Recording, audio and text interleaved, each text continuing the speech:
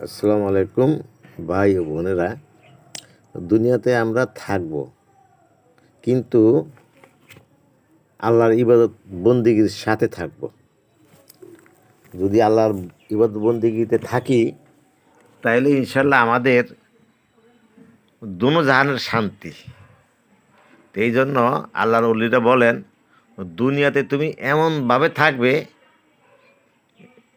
মাটির কাদার নিচে যেমন বাইং মাছ থাকে, মাটির কাদার ভিতরে, সেখানে বাইং মাছের গায়ে কোনো কাদা লাগে না। নৌকা পানির উপর চলে, কিন্তু নৌকার ভিতরে পানি ঢোকে না।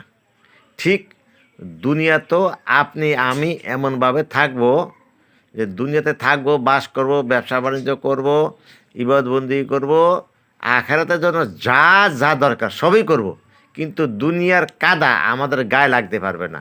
আমাদের লক্ষ্যবস্তু থাকবে কি আখেরাতের দিকে। আর সবসময় খেয়াল রাখবেন, ইমান বাড়ে সবচেয়ে লা ইলাহা ইল্লাল্লাহ জিকির করলে, আর ইমান বাড়ে দাওয়াত দিলে। আমার রাসূল ৬৩ বছর জীবনে দাওয়াত দিয়ে গেছেন মানুষকে। আল্লাহ তাকে দাওয়াত দিতে বলছেন, কোনো সময় তাকে একটু কমতি করতে দেননি। আল্লাহ রাসূলের জ্বর উঠছে, কাঁপতে কাঁপতে অস্থির, সেখানের ভিতরেও রাসূলের উপরে আল্লাহ পাকের ওহী নাজিল হয়েছে। আল্লাহ বলতেছেন, ইয়া আইয়ুহাল মুদাসসির কুম ফানজির ওয়া রাব্বাকা ফাকাব্বির। হে কম্বল আবৃত রসুল, আপনি উঠুন, মানুষের ময়দানে যান, আমার বরত্ব কুদরতের কথা বলে দাওয়াত দেন। তা আমরা তো আল্লাহ রাসূলের উম্মত, রাসূলের যেই কাজ আমাদেরও সেই কাজ। আর আল্লাহ রাসূলও বলেন,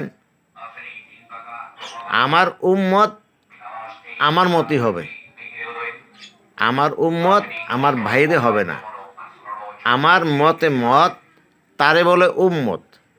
তাইলে আমরা রাসূলের উম্মত হইয়া, আল্লাহর প্রকৃত বান্দা হইয়া যদি কবরে যাই, আমাদের বেহেশত সুনিশ্চিত, আমাদের বেহেশতের কোনো ঝামেলা বা কোনো সমস্যা হবে না।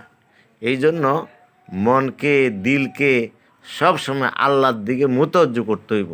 আর যত বেশি সুন্নতের উপরে ইস্তেকামাত থাকবেন, তত বেশি আল্লাহর ওলি হতে পারবেন, তাতে কোনো সন্দেহ নাই।